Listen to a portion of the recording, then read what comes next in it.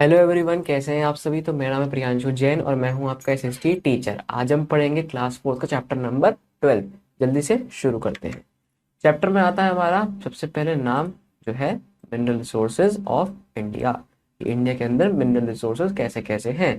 सबसे पहले क्वेश्चन आता है व्हाट आर मिनरल्स, की मिनरल्स क्या हैं। और क्वेश्चन नंबर 2 आता है name any two metallic and non metallic minerals. ऐसे कोई भी दो मेटालिक एंड दो नॉन मेटालिक मिनरल्स के नाम बताओ। तो सब चीज़ें इसमें हम आगे पढ़ेंगे और देखते हैं क्या क्या हमें मिनरल्स के बारे में पता चलता है और क्या क्या इंडिया के मिनरल्स के बारे में पता चलता है। शुरू करते हैं। In our day to day life we use many articles which are made of metals like copper, iron, aluminium, silver and gold. These metals are derived from minerals. अब हमारी डे टू डे लाइफ में, रोज़मर्रा की life में हम बहुत सारे चीज़ें यूज़ करते हैं, यानी आर्टिकल्स जो कि मेटल से बनी हुई होती हैं, जैसे कि आयरन, कॉपर, एल्यूमिनियम, सिल्वर और गोल्ड। ये कुछ ऐसे मेटल्स हैं जिससे बनी हुई हैं वो सारी चीज़ें। और ये मेटल कहाँ से आते हैं? मिनरल्स से आते हैं। Minerals are those non-renewable natural resources which are found under the Earth's surface. The land is dug deep and big ditches are made to take out the minerals. The big ditches under the surface of the earth from where these minerals are taken out are called mines. Digging out mineral ores from the earth is called mining. A mine very near to the surface of the earth, which is not covered from above, is known as open pit. An open pit from which stone is obtained is called a quarry. अब जो हमारे minerals हैं वो non renewable natural resources हैं जो अर्थ के surface के अंदर पाए जाते हैं। अब हम एक लैंड बहुत ज़्यादा अंदर डीपली डग करते हैं जिसके अंदर से हम फिर मिनरल्स एक्सट्रैक्ट करते हैं, फिर निकालते हैं। अब इस जो हमारा मिनरल्स हम जिससे एक्सट्रैक्ट करते हैं, जो हमने गड्ढा खोदा नीचे, उसे हम बोलते हैं mines.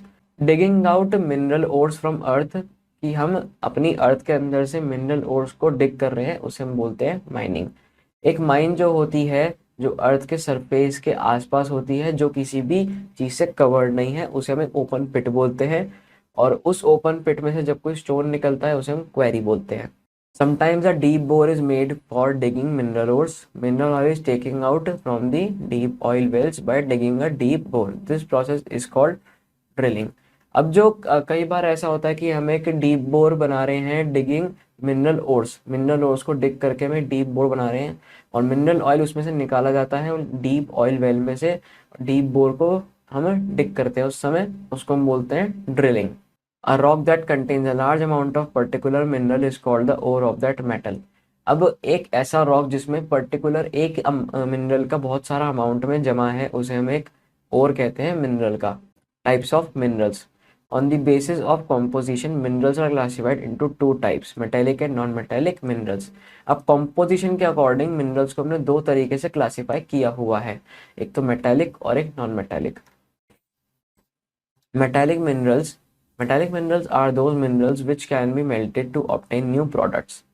They are usually hard and have shine or luster. Iron, gold, manganese, aluminium, copper, silver, etc. are some of examples of metallic minerals.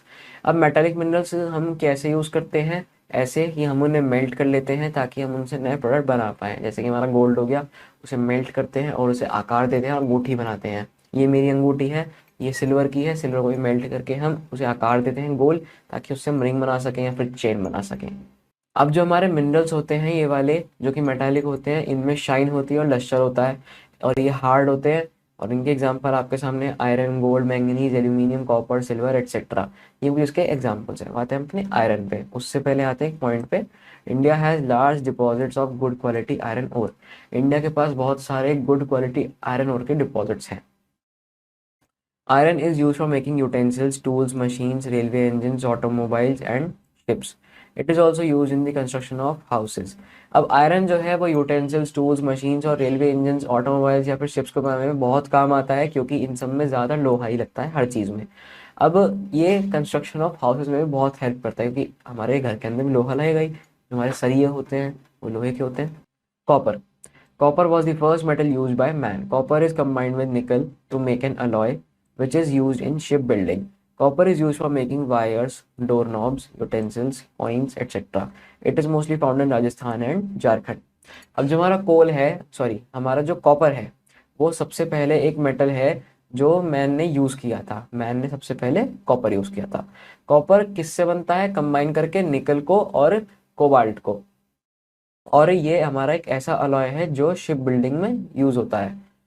अब जो कॉपर है उससे हम वायर्स बनाते हैं, हम डोर नॉब बनाते हैं, यूटेंसिल्स बनाते हैं और कॉइन्स बनाते हैं। ये ज़्यादातर राजस्थान और झारखंड के एरियाज में पाया जाता है।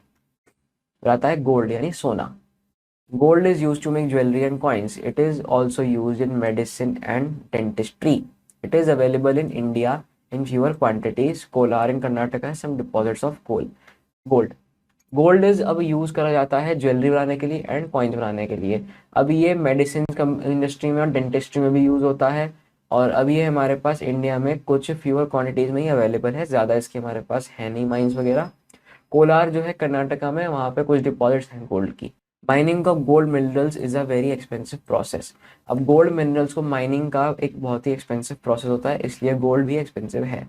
Manganese is a raw material which is used in melting of iron ore and manufacturing alloys. India is the world's second largest producer of manganese. Manganese ore is mined in Karnataka, Odisha, Madhya Pradesh, Maharashtra and Goa. अब manganese जो है एक raw material है, इसको हम use करते हैं iron और मेल्टिंग करने के लिए एंड एलॉयज को मैन्युफैक्चर करने के लिए। इंडिया जो है सेकेंड लार्जेस्ट प्रोड्यूसर है मैंगनीज का। और मैंगनीज और कहाँ माइन करा जाता है, हमारा कर्नाटका में, उड़ीसा में, मध्य प्रदेश में, महाराष्ट्र में एंड गोवा में। ये कुछ 5 जगह है हमारी जहाँ पे मैंगनीज मिलता है। ये हमारे यूटेंसिल्स हो गए, हमारी कॉपर वायर हो गई, उसके बाद हमारी गोल्ड की ज्वेलरी हो गई, ये मैंगनीज हो गया और ये एल्यूमिनियम हो गया। Aluminium is a very light metal. Aluminium Aluminium is used for making utensils and bodies of aeroplanes. It is extracted from bauxite ore. Aluminium is used in packaging, drinking cans, foil wrapping, bottle caps and foil containers. अब जो aluminium है वो utensils और aeroplane की body बनाने में काम आता है। मैंने आपको क्यों बताया था कि एल्यूमिनियम बहुत ही हल्का एक मेटल है, क्योंकि एरोप्लेन को भी उड़ना होता है। अब उसको उड़ने के लिए हल्का मेटल चाहिए वो बनाने के लिए, इसलिए एल्यूमिनियम के हमारे एरोप्लेन्स की बॉडी बनाई जाती है। अब ये बॉक्साइट के ओर से मिलता है और एल्यूमिनियम को हम यूज़ करते हैं पैकेजिंग में। कैन्स जो हैं, जो हमारी कोल्ड ड्रिंक आती है जिन कैंस में, उनको बनाने के लिए। फिर फॉइल रैपिंग में, मम्मी खाना रैप करके देती हैं, वो आपका रोटी रैप करके देती है किसी इसमें फॉइल में, उसे कहते हैं फॉइल रैपिंग। फिर बॉटल कैप्स हो गई एंड फॉइल कंटेनर्स हो गए। Non metallic minerals. Non metallic minerals do not yield you new products on melting. They are not hard and have no shine. When hit, they may get broken. Coal, salt, clay, marble are some of examples of non-metallic minerals. अब जो है non metallic minerals हैं वो new products नहीं बना सकते उनसे, उनके मेल्टिंग करके, क्योंकि वो मेल्ट नहीं होते। वो ना हार्ड होते हैं ना वो शाइनी होते हैं। जब उन पे आप ठोका पीटी करते हो तो वो टूट जाते हैं, जैसे कोल, सॉल्ट, क्ले, मार्बल और बहुत सारे अलग एग्जाम्पल्स हैं नॉन मेटालिक मिनरल्स के। अब एक पॉइंट पढ़ते हैं। Indian reserves of bauxite are 5th largest in the world. अब इंडिया के अंदर जो बॉक्साइट के रिजर्व्स है वो 5th लार्जेस्ट है हमारे वर्ल्ड में। कोल Coal is formed from trees and plants that lived millions of years ago and were buried under the ground. It is also known as black gold. Coal is used for generating electricity and producing heat. It is also used for making steel. Coal deposits in India are found in Raniganj in West Bengal, Jhadia and Bokaro in Jharkhand, and Neyveli in Tamil Nadu. India has the world's largest deposit of coal. अब जो हमारा India है उसके अंदर सबसे ज़्यादा हमारा कोल ही mine होता है। अब कोल जो है वो ट्रीज एंड प्लांट्स से हमारा लिया जाता है। कैसे, वो बताता हूँ आपको। बहुत हज़ारों लाखों करोड़ों साल पहले जो ट्रीज हमारे और प्लांट्स जो हैं वो जिंदा थे, जब वो मर गए तो वो ग्राउंड के अंदर बरी हो गए। अब इस कोल को हम ब्लैक गोल्ड भी कहते हैं। अब कोल हमारा यूज़ करा जाता है किसके लिए, इलेक्ट्रिसिटी और हीट प्रोड्यूस करने के लिए। अब कोल को हम माइन कैसे करते हैं, कोल माइन करते हैं कोल डिपॉजिट्स के अंदर से, क्योंकि कोल डिपॉजिट्स वही हैं जो करोड़ों साल पहले हमारे ट्रीज और प्लांट्स मर गए थे और ग्राउंड के अंदर बरी हो गए थे, वो कोल की शेप ले लेते हैं। अब जितना कोल आपको डीपली मिलेगा वो कोल उतना ही पुराना होगा, उतनी ही वो कम धुआं देगा और उतनी ही ज़्यादा वो हीट देगा और उतनी ज़्यादा आग देगा। अब इंडिया के अंदर जो कोल डिपॉजिट्स हैं वो रानीगंज में पाए जाते हैं, वेस्ट बंगाल में, झारिया और बोकारो झारखंड में, और नेवली तमिलनाडु में। आते हैं पेट्रोलियम पे। Petroleum in its natural form is also known as crude oil or liquid gold. It is naturally occurring flammable mineral oil which is found beneath the earth's surface. Wells are drilled deep to reach the oil. An area with many oil wells is called an oil field and is located on land and in sea. In India petroleum deposits are found in Assam, Gujarat, Mumbai, High etcetera. The crude petroleum is refined into a large number of products like petrol, diesel, LPG and kerosene in petroleum refineries. This process is called refining of petroleum. अब जो हमारा petroleum है वो naturally form में हम कैसे बनाते हैं उसे, क्रूड ऑयल के नाम से या फिर लिक्विड गोल्ड के नाम से. अब naturally occurring flammable mineral oil है जो कि अर्थ के अंदर सरफेस में मिलता है. नेचुरली अकरिंग मतलब अपने आप बनता है, फ्लेमेबल मिनरल ऑयल मतलब उसमें आग लग सकती है और ये अर्थ सरफेस के अंदर मिलता है.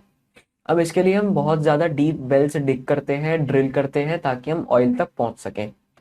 अब एक ऐसा एरिया जहाँ पे ऑयल वेल्स बनी हुई है उन्हें हम ऑयल फील्ड बोलते हैं, और वो लोकेट कहाँ पे होती हैं, लैंड या फिर किसी भी सी में.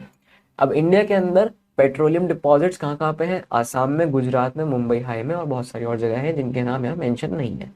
और क्रूड पेट्रोलियम जो है उसको हम रिफाइन करते हैं बहुत सारे अलग अलग प्रोडक्ट्स में, अलग अलग टेम्परेचर पे हमें बहुत सारी चीज़ें मिलती हैं, जैसे कि पेट्रोल मिलता है, डीजल मिलता है, एलपीजी, केरोसिन. इसमें एटसेट्रा लिखा है पर इसके साथ हमें उसमें वैक्स भी मिलता है. वैक्स ऐसी चीज़ है जो सबसे हाई पॉइंट पे मिलती है हमें, और ये सब काम का होता है पेट्रोलियम रिफाइनरीज में. इस प्रोसेस को हम बोलते हैं refining of petroleum. A fossil fuel like coal and petroleum is a fuel that is made from the remains of dead plants and animals.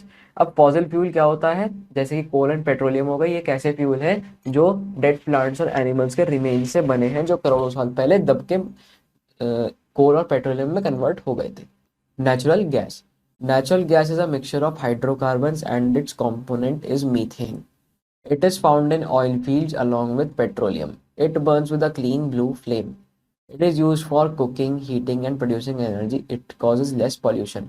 अब नेचुरल गैस जो होती है वो कुछ हाइड्रोकार्बन्स का एक मिक्सचर होती है जिसका मेन कंपोनेंट होता है मीथेन.